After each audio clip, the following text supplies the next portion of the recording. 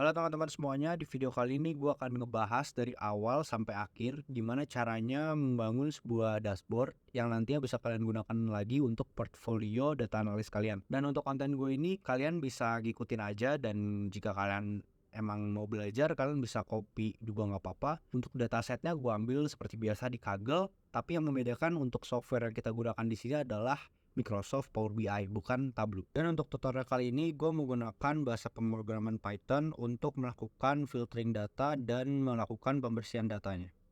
Sebelum kalian menonton video ini, jangan lupa pencet tombol like, komen, subscribe channel ini, dan juga nyalakan notifikasinya agar kalian tidak ketinggalan konten-konten menarik lainnya.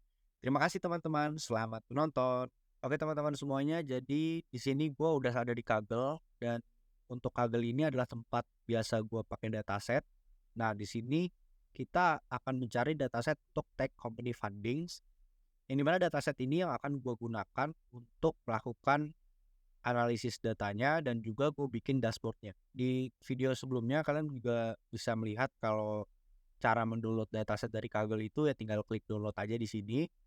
Nanti datasetnya udah langsung masuk ke file folder kalian. Selanjutnya di sini gue menggunakan software Jupyter, yang dimana ini merupakan software untuk bahasa pemrograman Python. Dan jika kalian bingung cara mendownload Jupyter gimana, itu kalian bisa cek aja langsung di TikTok gue, itu Satya Atnyana juga, dan kalian bisa melihat bagaimana cara install Jupyter, dan juga kalian bisa melihat langkah-langkah cara menginstal di laptop kalian. Untuk project kali ini gue bakal membuka untuk project tech company funding.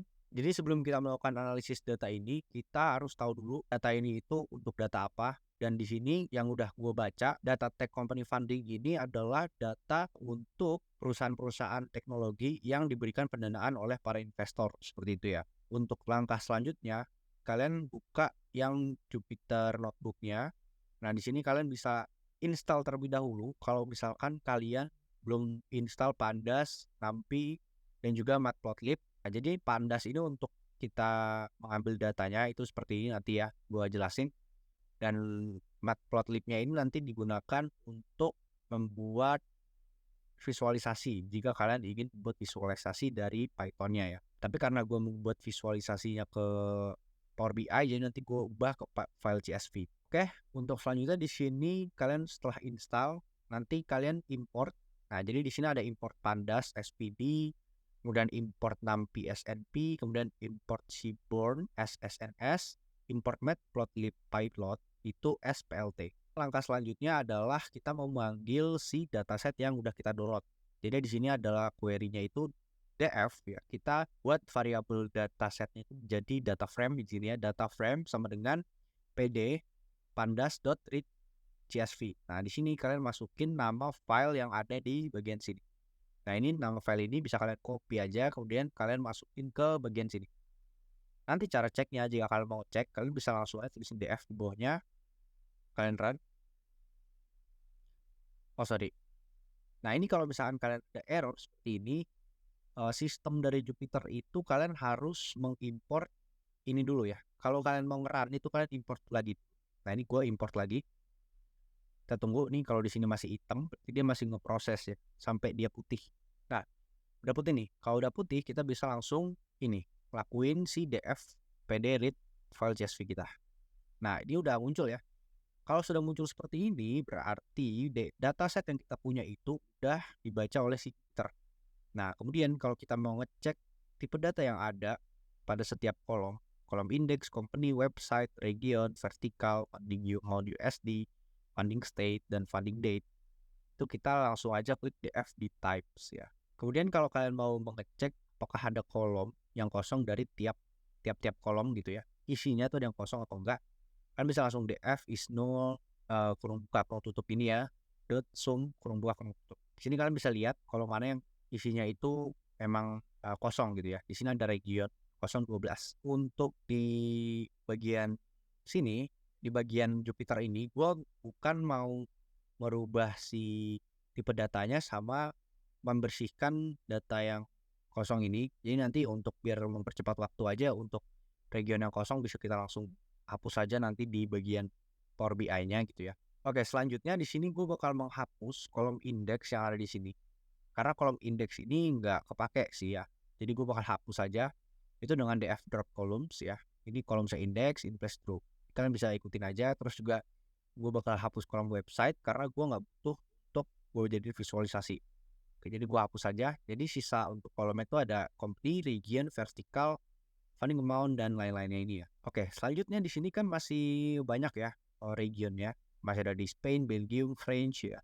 Nah, di sini gue bakal ngefilter bersih perusahaan itu yang ada di United States aja gitu. Nah, di sini gue pakai variable df2. Datanya gue ambil dari df pertama. Terus gue masukin query region sama dengan United States. Di sini kita cek dengan df2 head 20. Jadi akan muncul 20 data pertama. Dan itu emang hanya di United States aja gitu ya. Dan kita bisa ngecek untuk shape-nya itu di sini ya, df shape. Ini adalah total dari seluruh datanya. Ada 6 kolom dan ada 2034 baris. Karena udah selesai, kita kan cuma mau ngambil untuk yang United States aja gitu. Nah, di sini kalian bisa langsung memasukkan yang file ini yang udah jadi itu ke folder kalian. Dimana di sini gue ubah dari data seperti ini menjadi CSV. Kalian bisa langsung aja klik yang ini, ketik ini df2 to CSV company funding US.csv index false, terus kemudian kalian df2 pd read CSV company funding US.csv df2. Nah, ini kalau kita run, df2-nya Ethan di sini ya. Oke. CSV di sini. Oke. Ini kalau kalian sudah run, nanti dia muncul di sini. Text funding CSV. Nah, ini nih. Ini kalian bakal muncul nih file di sini. Nah, file ini udah otomatis bakal muncul ke folder kalian. Karena folder gue ini adalah folder Jupyter ya. Jadi gue akan muncul di bagian sini. Ini udah muncul ya. Text funding. Ya, ini nih. Text funding.csv. Oke, selanjutnya di sini gue udah di Excel dan di sini kita akan pindahin dulu datanya ke Excel biar nanti kita bisa manggil data dalam bentuk Excel di Power BI-nya ya. Jadi untuk di Excel ini kita cuman masukin aja datanya ke dalam Excel ini ya. Di sini tadi kan kita udah bersihin sama filter data di Python ya, yang kita pakai itu apa, dan datanya itu tadi kita save dengan company funding US. Oke, ini udah muncul datanya. Di sini ada company, region, vertical, funding amount, funding state, funding date. Dan tadi kita bersihin data itu, kita hapus untuk kolom website sama kolom index. Itu dua kolom yang gue nggak gunakan untuk visualisasi data ya. Jadi di sini gue bisa langsung klik transform aja. Oke, jadi sebenarnya di sini itu kita bisa melakukan pembersihan lagi atau filtering lagi, dan di Power BI pun juga bisa. Tapi karena udah pakai Excel di awal, jadi gue di Excel aja, dan di sini ada merah ya funding amount-nya. Jadi kita bisa remove error aja biar bersihkan. Sorry. Oke, kita remove error. Kalau remove error, otomatis data yang error itu ya hilang gitu ya. Bisa saja mempengaruhi nilai prediksi yang nantinya akan kita hasilkan gitu dari visualisasinya. Sebenarnya kalau misalkan kita mau membetulkan datanya ini, yang funding amount yang error tadi, itu kita bisa cari aja rata-ratanya. Misalkan ya dari sini ada funding amount, terus ada funding stage. Nah, misalkan data yang kosong itu yang error ya, yang error itu ada di bagian series A gitu. Jadi kita tinggal jumlahin dulu nih semuanya gitu kan. Kalau udah dijumlahin, kita bisa mencari nilai min atau rata-ratanya gitu. Jadi nanti si total semua yang di series A itu dibagi dua aja, nanti jadi rata-rata. Nah, rata-rata nilai tengahnya itu bisa kita masukin ke nilai error. Oke, jadi lanjut kita akan langsung aja ke close and load data ya. Oh ya, sama satu lagi jangan lupa untuk ngecek dulu tipe datanya udah benar apa belum yang di bagian atas ini. Kalau tadi sih udah gua cek ini ya benar semua, jadi kita tinggal langsung aja. Oke, selanjutnya kita akan membuat visualisasinya dengan Power BI. Oke teman-teman semuanya, jadi sekarang gue udah di Power BI-nya, dan sekarang kita akan membuat untuk visualisasi datanya ya. Dan yang sekarang ada di layar gue ini merupakan dataset yang tadi kita udah ubah ke Excel. Gimana untuk cara masukin datanya itu kalian bisa gue contohin dari sini aja. Jadi di sini kalian bisa import data from Excel. Nah, nanti kalian bisa pilih aja data mana yang udah kalian save tadi, itu nanti kalian pilih tahan ini ya misalkan. Nah nanti kalau misalkan ini kan belum ada nih no item select for previewnya kan, kalian bisa klik aja yang sebelah sini nih kayak centang, nanti udah muncul. Terus kalian bisa langsung load aja data. Kalau misalkan kalian mau ngecek lagi, mau ubah-ubah lagi, kan bisa transform dulu datanya sama seperti Excel. Oke, kita lanjut. Di sini gue bakal ngebuat untuk visualisasi dashboardnya ya. Jadi satu-satu kita buatnya. Jadi yang pertama itu kita harus bikin header dulu ya. Di sini gue pakai header aja dulu. Jadi di atas itu ada header. Itu kalian bisa klik yang text box ya. Kalian sesuaiin aja juga apa. Nanti kalian tinggal pilih aja fontnya, misalkan gue pakainya sebagai bold ya di sini. Terus untuk pengeditannya kita bisa ke title, kalian onin, kalian ketik aja di sini. Misalkan tag company funding US, gitu kan ya tadi ya kalau nggak salah. Terus kita setting lagi di sini di tengah. Terus untuk fontnya kalian bisa besarin. Nah ini font ini kita ganti. Oh sorry, fontnya kita bisa ganti di sini. Nah ini kita ganti semi bold. Seperti ini ya, bisa di bold. Kita ukurannya kita sesuaiin aja soal 38 kayak gini lah. Oke, selanjutnya di sini untuk visualisasi berikutnya kita pakai card dulu. Nah ini card ini gue pakai buat total dari datanya ya. Jadi kita ngitung total aja dari datanya, itu gue bakal ngitung untuk funding amount. Ini kita masukin aja ke fields ya. Nah ini untuk fields ya. Fieldnya nanti bakal begini kalau kita masukin ke fields ya. Jadi di sini adalah sum funding amount US dollar gitu ya. Dalam US dollar. Jadi kita di sini aja. Gak apa-apa sih, nanti kita bisa atur. Ya, sorry, kita pakai card baru. Kita masukin yang company ke fields ya. Kita drag and drop. Nah di sini kita ganti ke count. Jadi total company-nya itu ada 2027. Kalau misalkan yang mau nggak sama ini yang gini ya, yang count distinct, jadi nanti ada 1822 nih. Ini nanti kalian bisa ikutin aja ya. Ini gue ngasih contoh buat cara ngebuat dashboardnya. Seperti ini.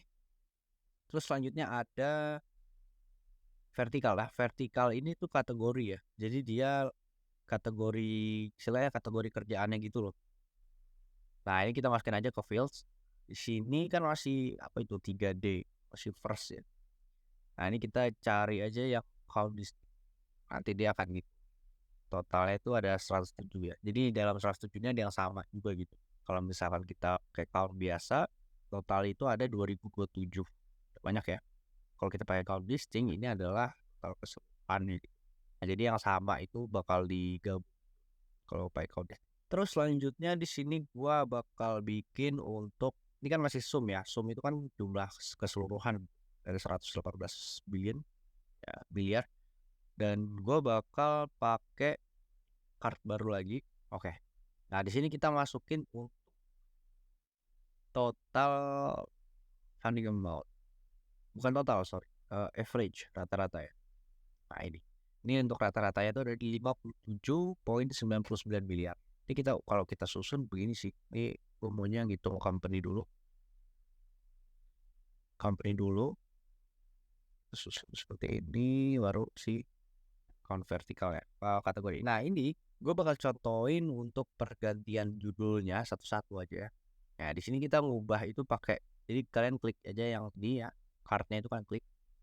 Kalian kan tadi awalnya di sini ya, kalian pindah ke sini, general. Nah terus di general itu kalian bisa ubah untuk titlenya. Ya misalkan kita onin, sini nanti dia akan title, ada title, ada judulnya di atas. Kita masukin aja perhitungan kategori. Kita setting ya ukurannya, kecilin misalkan. Terus kita taruh di tengah kayak gini. Kita mau atur space gitu ya misalkan. Kan bisa customize spacingnya, terus kalian kecilin aja. Nah, nanti dia bakal naik ya. Ya walaupun masih agak jauh, dan bisa sih kalian besarin tulisannya, nanti dia jadi mepet. Kita bisa rapihin. Nanti gue bakal kasih tunjuk ini. Nah ini kalian bisa SS aja dulu. Nih kalian SS, nanti kalian bisa ngikutin untuk warnanya kalian ganti, dan untuk cara ganti warna nanti gua kasih contoh juga. Oke. Nanti kalian bisa ikutin aja nih, kalian akses dulu. Oke, udah ya. Nah, selanjutnya kita mau misalkan mau mengubah untuk warnanya ya. Warnanya kan belum ya. Kita ubah misalkan warnanya itu dari properties kalau nggak salah. Oh, bukan. Di effect ini dia. Background ini kalian bisa ganti nih. Kan hijau. Nah, dia jadi berubah warna hijau. Jadi nanti di background kalian ubah aja sesuai dengan yang kalian mau lah, warnanya apa gitu. Yang enak untuk dilihat, atau kalian samain juga dengan yang gue buat di sini juga nggak apa-apa gitu. Nah, selanjutnya untuk stacked bar chart.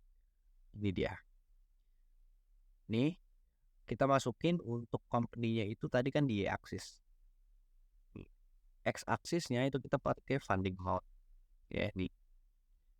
Terus sum funding amount-nya ini kita kan udah sum ya. Udah sum. Oke, lanjut. Nah, ini kan banyak banget nih. Kan datanya banyak. Kita cek aja nih. Kan banyak ya. Gue mau menampilin datanya itu cuman 10, jadi top 10-nya aja gitu gue masukin. Nah, itu kita bisa masukin dulu untuk legendnya ya. Ini yang gue bilang tadi, untuk legendnya itu kita pakai kategorinya. Nanti dia bakal kelihatan nih per kategori ini. Ini ada aerospace warna kuning, 3D printing warna biru tua ya. Biru tua mana biru tua? Ini kali ya. Oh, ini artificial intelligence. Oke lah, nanti kalian cari sendiri. Dan untuk legend ini fungsinya adalah membedakan warnanya ya, dan juga nanti ada kriterianya berdasarkan warna-warna itu. Kan di sini SpaceX tuh, vertikalnya ada aerospace. Untuk mengganti, misalkan kalian di sini kan tadi kan gue bilang kategori ya. Nah, cara menggantinya itu kita bisa ke vertikal sini, kalian kita klik kanan, terus kalian di name field. Aduh, salah. Sorry guys, sorry. Nah, kalian ke sini, klik kanan. Terus kalian bisa rename for this visual. Nah, ini kalian ganti ya kategori gitu ya. Kayak gini. Nanti dia berubah tuh kategori ya. Oke, jadi selanjutnya di sini gue bakal menampilkan untuk data yang top 10 aja. Kita buka filter, terus kalian bisa pilih yang company tanda panah ini. Nah, di sini ada basic filtering. Kalau basic filtering itu kalian bisa centang satu-satu aja. Misalnya kita pakai web IO. Karena muncul cuma web IO doang gitu. Sama ini, Huddle, satu Cosmos gitu kan. Ini yang muncul cuman ya yang kita klik aja gitu. Nah, di sini gue mau untuk ngambil yang top 10, kita pakainya top N. Show items top kan. Nah, di sini kalian masukinnya 10 by value. Ini by value itu kita masukin yang sum funding amount ke sini. Kita apply filter. Nanti dia akan muncul 10 perusahaan yang top 10-nya nih. SpaceX, Databricks, Kulet, Relevity Space, Robinhood, dan lain-lain itu. Kita kecilin aja. Nah, misalkan seperti ini, nanti kalian sesuaiin aja. Jadinya dia nggak terlalu banyak ya, kita tampilin top 10 aja. Untuk selanjutnya kita menggunakan visualisasi donut chart. Nah, ini donut chart itu gue pakainya 2.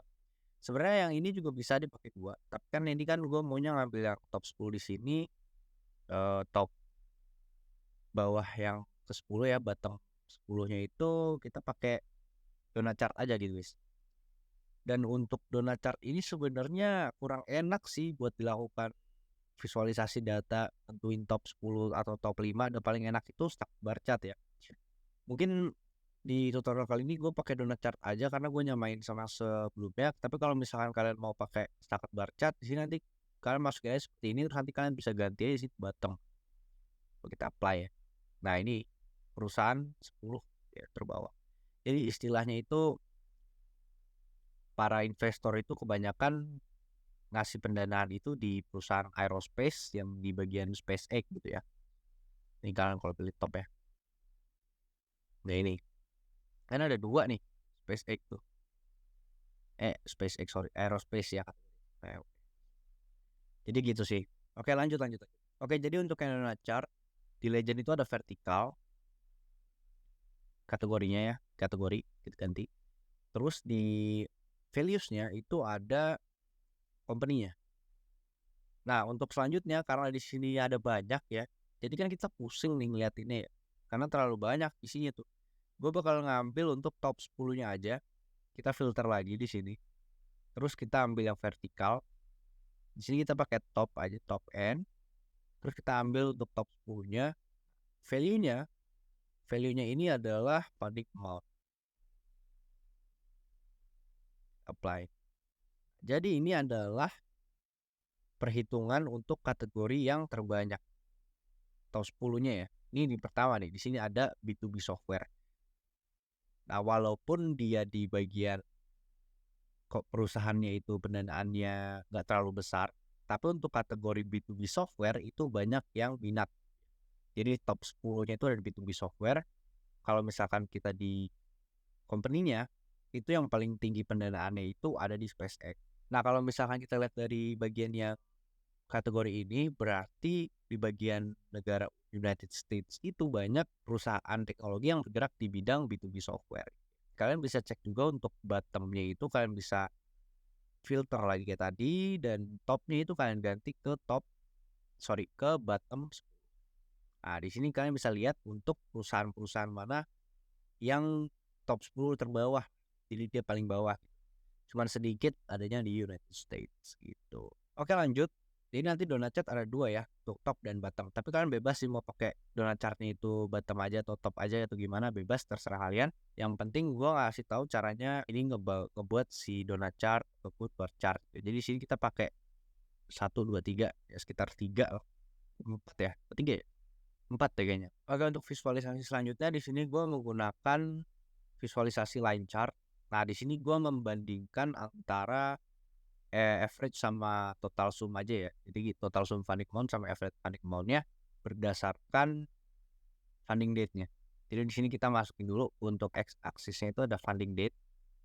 Ya, nah, di sini funding date ini nanti kita hapus aja year-nya karena kan biar lebih enak itu pakai month sama day-nya gitu. Quarter nih kita hapus, kita pakai month sama day. Terus untuk y axis-nya itu adalah funding amount ya. Nah, ini nanti dia akan seperti ini. Februari, March, April, Mei. Ini adalah total dari. Oke, selanjutnya untuk secondary axis-nya kita pakai funding amount lagi. Cuman di sini kita ganti. Kita ganti ke average. Jadi nanti dia ada 2 garis nih. Lebarnya lagi. Sorry. Nah, jadi ada Januari, Februari, Maret, April, Mei, Juni, Juli, Agustus, September, Oktober.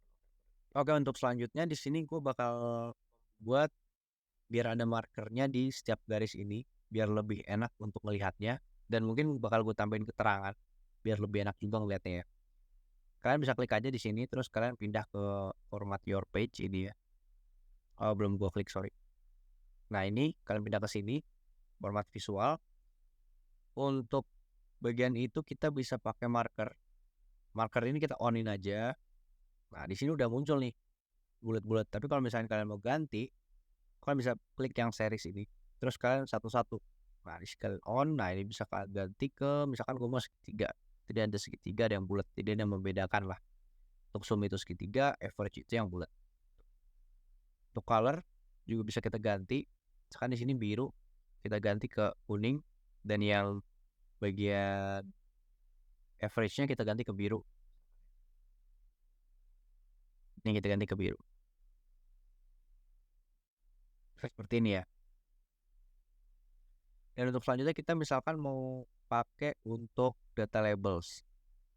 Nah, ini adalah data label dari per tiap Januari. Jadi kalian bacanya gampang.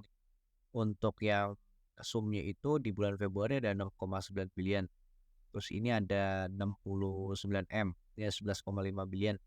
49 M. Jadi lebih gampang, kalian bisa klik yang data label, kalian onin. Nanti juga bisa kalian ganti posisi-posisinya. Misalkan yang ini above atau under supaya lebih enak dilihatnya. Di sini gue pakai auto aja. Dan selanjutnya jika kita mau memeriksa naik turun grafiknya ini berdasarkan kategori dari perusahaannya itu, ini gue bakal contohin aja untuk yang top aja ya. Kita ganti dulu. Kita ganti ke top 10-nya, kita apply. Kita bisa langsung klik yang sudah sini. Nanti dia berubah. Kalian bisa lihat nih graf. Bulan Januari naik sampai Februari. Februari turun ke April. Naik lagi di Juni. Turun lagi sampai ada kemungkinan di sini ya bakal naik, tapi kita nggak bisa dong langsung nebak kayak gitu ya. Jadi gue feeling aja, dan emang bisa juga sih dalam melakukan analisis menggunakan feeling, tapi kurang bagus gitu ya. Di sini gue feeling untuk naik November ke Desember. Untuk selanjutnya di sini kalau kalian mau merubah warna si temanya ini, jika kalian nggak suka dengan warna hitam, kalian bisa ke view, terus kalian bisa pilih aja tema mana yang mau kalian pakai. Misalkan gue contohin di sini gue pakai City Park, nanti dia akan berubah jadi warna putih, dan yang ini juga bakal berubah warna putih tuh seperti ini. Cuman gue nggak suka karena kurang begitu terlihat, jadi harus sesuaikan lagi warnanya, dan gue pakainya yang hitam aja.